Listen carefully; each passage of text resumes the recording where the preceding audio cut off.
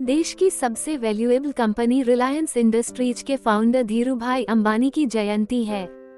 28 दिसंबर 1932 को जन्मे धीरूभाई अंबानी ने जब बिजनेस की दुनिया में कदम रखा तो न उनके पास न तो पुश्तैनी संपत्ति थी और न ही बैंक बैलेंस। लेकिन लाइसेंस राज के दौर में अपनी कड़ी मेहनत और लगन के दम पर ऐसा मुकाम हासिल किया जिसकी मिसाल कम ही देखने को मिलती है। रिलायंस इंडस्ट्रीज आज देश की सबसे मूल्यवान कंपनी है।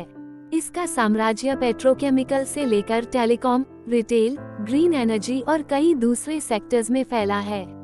एक नज़र धीरूभाई अंबानी के सफर पर। धीरूभाई का जन्म 28 दिसंबर 1932 को और मृत्यु 6 जुलाई 2002 को हुई।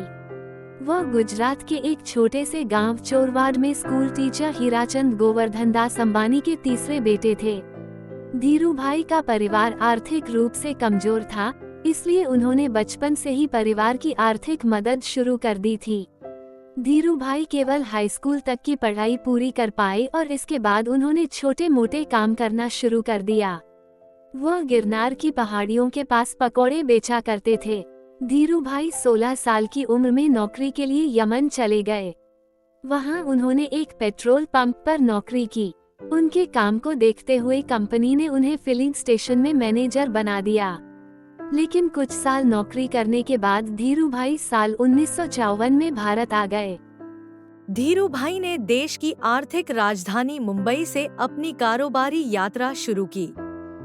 1958 में उन्होंने 15,000 रुपए की पूंजी के साथ रिलायंस कमर्शियल कॉरपोरेशन नाम से ऑफिस खोला और खुद को एक मसाला व्यापारी के रूप में लॉन्च किया। उनके ऑफिस में एक मेज, 2 कुर्सियां, एक राइटिंग पैड, एक पेन, एक इंकपॉट, पीने के पानी के लिए एक घड़ा और कुछ गिलास थे। उनके ऑफिस में कोई फोन नहीं था, लेकिन वह अपने पास के एक डॉक्टर को पैसा देकर उसके फोन का इस्तेमाल करते थे। पहले दिन से ही धीरूभाई ने मुंबई थोक मसाला बाजार में घूमना शुरू कर दिया था और तत्काल डाउन पेमेंट की शर्त पर थोक खरीद के लिए विभिन्न उत्पादों की कोटेशन इकट्ठा किए। कुछ समय बाद उन्हें लगा कि मसालों की बजाय अगर सूत का व्यापार करें तो अधिक फायदा होगा। उन्होंने नरोदा में कपड़ा मिल शुरू की।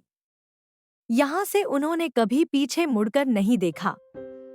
धीरूभाई ने विमल ब्रांड की शुरुआत की, जो कि उनके बड़े भाई रमणीकलाल अंबानी के बेटे विमल अंबानी के नाम पर रखा गया था। 1977 में वह कंपनी का आईपीओ लाए और 58,000 से ज्यादा निवेशकों ने इसमें हिस्सा लिया। स्टॉक मार्केट में दलालों ने उन्हें काफी परेशान करने की कोशिश की, लेकिन धीरूभाई अंबानी ने ऐसा दांव चला कि उनकी वजह से स्टॉक मार्केट 3 दिन तक बंद रहा। रिलायंस के शेयरों के भाव सबसे ऊंचे हो गए।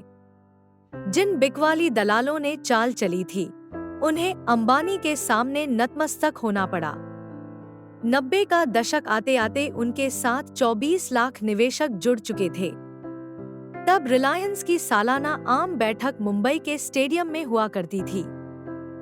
धीरूभाई अंबानी कंपनी की एजीएम में रॉकस्टार की तरह आते थे। मई 1985 में उन्होंने मुंबई के कूपरेज फुटबॉल ग्राउंड्स को किराए पर लिया था। इसमें रिलायंस की एजीएम आयोजित की गई और 1984 के नतीजे पेश किए गए। इसमें करीब 12,000 शेयर होल्डर्स ने भाग लिया था। कई तो ग्राउंड पर बैठे हुए थे। यह देश में किसी कंपनी के शेयर होल्डर्स की सबसे बड़ी मीटिंग थी। यमन में बर्मा शेल कंपनी में काम करने के दौरान ही धीरूभाई ने पेट्रोकेमिकल कंपनी बनाने का लक्ष्य तय किया था, जिसे बहुत ही कम समय में उन्होंने पूरा किया।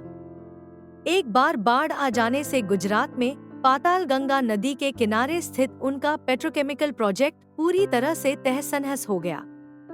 तब मुकेश अंबानी ने संयंत्र को तकनीकी सपोर्ट देने वाली अमेरिकी कंपनी डुपोंट के इंजीनियरों से पूछा कि क्या प्रोजेक्ट के 2 संयंत्र 14 दिन में दोबारा शुरू हो सकते हैं, तो उन्होंने इसमें कम से कम 1 महीना समय लगने की बात कही। धीरूभाई को मुकेश अंबानी ने जब फोन पर यह बात बताई तो उन्होंने उन इंजीनियरों को तुरंत वहां से रवाना करने को कहा। धीरूभाई का कहना था कि उनकी सुस्ती से दूसरे लोगों पर भी नेगेटिव असर पड़ेगा। इसके बाद दोनों संयंत्र तय योजना से एक दिन पहले ही शुरू हो गए। जब यह बात डुपोंट इंटरनेशनल के चेयरमैन रिचर्ड चिनमन को पता चली तो वे भी हैरान हो गए। उन्होंने कहा कि अमेरिका में इस तरह का प्लांट बनाने में कम से कम 26 महीने लगते, जबकि इस प्लांट को सिर्फ 18 महीने में ही शुरू कर दिया गया था। पिता धीरूभाई अंबानी ने अपने खून पसीने से सींचकर जिस कंपनी को खड़ा किया, उनके बेटे मुकेश अंबानी ने अब उसे टॉप पर पहुंचा दिया। आज रिलायंस इंडस्ट्रीज भारत की सबसे बड़ी कंपनी है। दुनिया की बड़ी बड़ी कंपनियों ने रिलायंस के जियो प्लेटफॉर्म्स में निवेश किया है।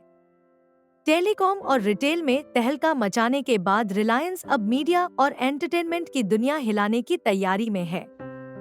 हाल में उसके डिज्नी के साथ इस बारे में एक एग्रीमेंट किया है।